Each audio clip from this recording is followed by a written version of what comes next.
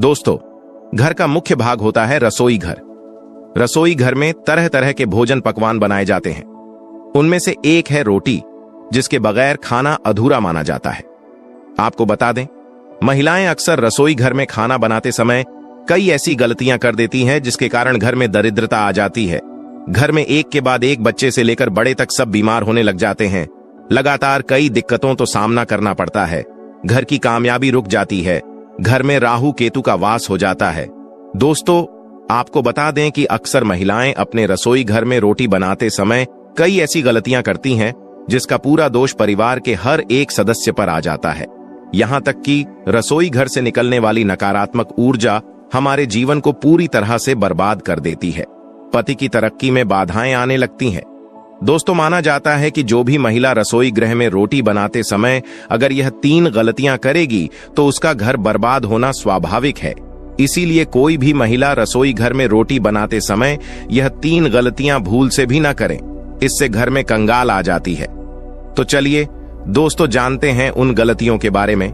लेकिन उससे पहले अगर आप चैनल पर नए हैं तो कृपया चैनल को सब्सक्राइब अवश्य कर लें और कमेंट बॉक्स में जय मां लक्ष्मी अवश्य लिखें। हे माता लक्ष्मी, आपके इस वीडियो को जो भी लाइक और चैनल को सब्सक्राइब करे, उसके जीवन में कभी भी धन की कमी न होने देना, उसकी सारी मनोकामनाएं पूरी कर देना, उसकी झोली खुशियों से भर देना। दोस्तों, हर महिला अपना ज्यादातर समय किचन में ही गुजारती है। महिलाएं अपने परिवार के लिए हेल्दी और स्वादिष्ट खाना बनाने में कोई कमी नहीं छोड़ती। स्वादिष्ट खाना बनाने के साथ साथ महिलाएं किचन की साफ सफाई का भी पूरा ध्यान रखती हैं। लेकिन इसके बावजूद भी वह जाने आने में कुछ गलतियां कर देती है। तो आइए जानते हैं उन गलतियों के बारे में। नंबर 1, सबसे पहली गलती, अधिकतर महिलाएं रसोई घर में बिना स्नान किए घुस जाती हैं, जो कि बहुत ही गलत है। ऐसा उन्हें बिल्कुल भी नहीं करना चाहिए, क्योंकि इससे माता अन्नपूर्णा नाराज हो जाती है, जिसके कारण धीरे धीरे घर के भंडार खाली होने शुरू हो जाते हैं। नंबर 2, रसोई घर को माता अन्नपूर्णा का रूप माना जाता है। इसीलिए कोई भी काम करने के बाद रसोई घर को साफ जरूर करें। इसके अलावा गैस को भी कभी गंदा ना रखें, इससे घर में दरिद्रता फैलती है। नंबर 3, कई बार महिलाएं रसोई घर में रोटी बनाने के बाद गुथा हुआ बचा आटा फ्रिज में रख देती हैं और सुबह फिर से उसी का इस्तेमाल रोटी बनाने के लिए करती है। वास्तु के अनुसार यह सही नहीं होता है। रसोई घर में गूंथा हुआ आटा रखने से शनि और राहु का नकारात्मक प्रभाव पड़ने लगता है। इसी कारण से जीवन में अनेक प्रकार की समस्याएं होने लगती हैं। वास्तुशास्त्र के मुताबिक रसोई घर में नमक का डिब्बा रखना चाहिए। इस नमक को समय समय पर बदलते रहे और बदले हुए नमक को पानी में बहा देना चाहिए। माना जाता है कि नमक नकारात्मक को कम कर सकता है। नंबर 4, दोस्तों, सबसे पहले तो आपको बता दें कि महिलाओं को इस बात का ज्ञान होना चाहिए कि बच्चे, बड़े या बुजुर्ग, किसी को भी थाली में 3 रोटी परोस कर नहीं देनी चाहिए। 3 रोटियां तब निकाली जाती है जब किसी की मृत्यु हो जाती है, अर्थात मरने वाले के लिए 3 रोटियां निकाली जाती है। इन 3 रोटी की संख्या को जो भी खाता है उस पर नकारात्मकता का संचार बना रहता है। हर हाल में, किसी भी परिस्थिति में एक साथ 3 रोटियां नहीं खानी चाहिए। अगर खानी हो तो 3 रोटियां एक साथ कभी ना खाएं, एक एक करके खा सकते हैं। नंबर 5, अक्सर महिलाएं खाना बनाते समय कई ऐसे गंदे काम कर जाती हैं जिसकी वजह से पूरा परिवार बीमार हो सकता है। यहां तक कि घर का मुखिया कंगाल हो जाता है। इसीलिए किसी भी महिला को दुखी मन से खाना नहीं बनाना चाहिए और खाना बनाते समय शुद्धता का ख्याल जरूर रखना चाहिए। इधर उधर हाथ नहीं लगाना चाहिए, नहीं तो बनने वाला खाना दूषित हो जाता है और जो भी इस भोजन को ग्रहण करता है निश्चित तौर पर उसे राहु केतु का सामना करना पड़ता है। ऐसा खाना दूषित हो जाता है। इसीलिए अगर आपके हाथ गंदे हो जाएं तो उन्हें दोबारा धोकर खाना बनाना चाहिए।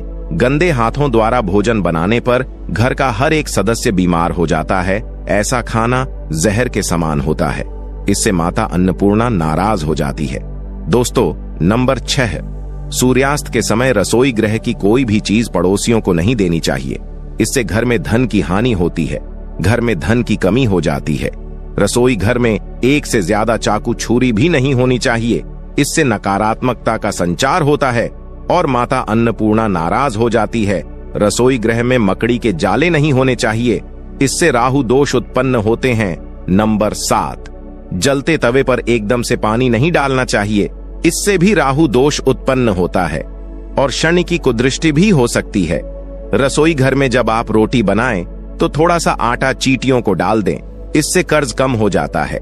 हमेशा याद रखें कि घर की पहली रोटी गाय माता के लिए निकालनी चाहिए और आखिरी रोटी कुत्ते के लिए।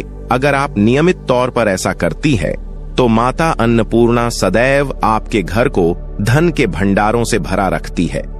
महिला का ऐसा नियम उसे कभी भी पराजित नहीं होने देता। ऐसा व्यक्ति कई पुण्य को प्राप्त कर लेता है, जीवन में कभी कष्ट नहीं आते।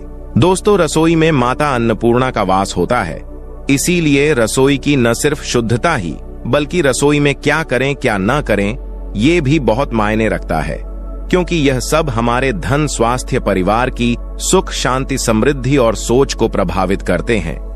नंबर 8, दोस्तों, आज के स्टैंडिंग किचन के जमाने में महिलाएं स्लैब पर ही रोटी बेल लेती हैं, लेकिन इसका गलत असर सेहत पर हो सकता है।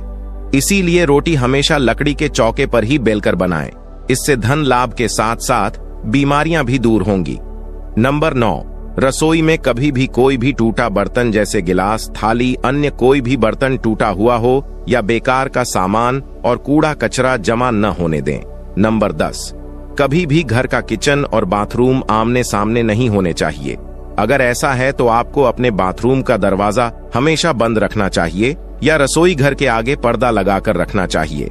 नंबर 11, घर को सुंदर रखने के लिए कुछ लोग रसोई घर में शीशा लगा लेते हैं, लेकिन वास्तुशास्त्र की माने तो रसोई घर में शीशे का इस्तेमाल नहीं करना चाहिए, क्योंकि रसोई घर में चूल्हा अग्निदेव का सूचक माना जाता है। अगर शीशे में अग्नि का प्रतिबिंब दिख जाता है तो घर में अशुभ माना जाता है। इसके कारण घर में आपसी कलह पैदा होने लगते हैं। इसी के साथ घर की आर्थिक स्थिति भी बिगड़ने लगती है। नंबर 12, दोस्तों, ऐसे इलेक्ट्रॉनिक्स सामान जो आपके काम के नहीं है या खराब हो चुके हैं, उन्हें तुरंत रसोई से बाहर कर देना चाहिए। इलेक्ट्रॉनिक्स के बेकार उपकरण या तो ठीक करवा लें या फिर उन्हें घर से बाहर निकाल दें। नंबर 13, रसोई की सजावट करने के लिए आप श्री कृष्ण का मक्खन खाते हुए कोई भी तस्वीर लगा सकते हैं। इससे रसोई घर के साथ घर में सकारात्मक ऊर्जा का संचार होता है। अगर आप मां लक्ष्मी की कृपा पाना चाहते हैं तो कमेंट बॉक्स में लिखें।